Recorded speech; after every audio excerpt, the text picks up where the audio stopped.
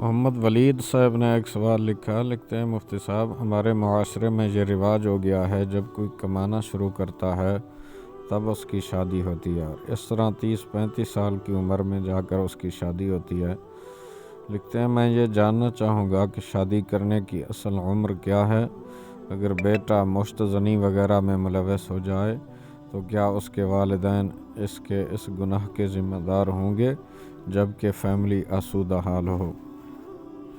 بسم اللہ الرحمن الرحیم۔ الجواب بعون الملک الوہاب، اللہم ہدایت الحق والصواب۔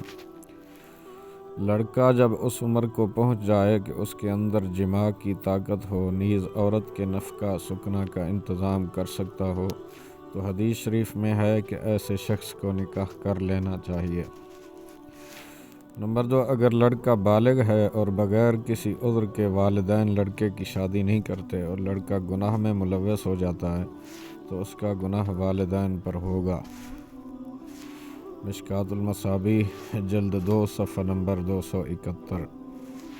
واللہ اعلم عز وجل ورسولہ عالم، صلی اللہ تعالی علیہ وآلہ وسلم۔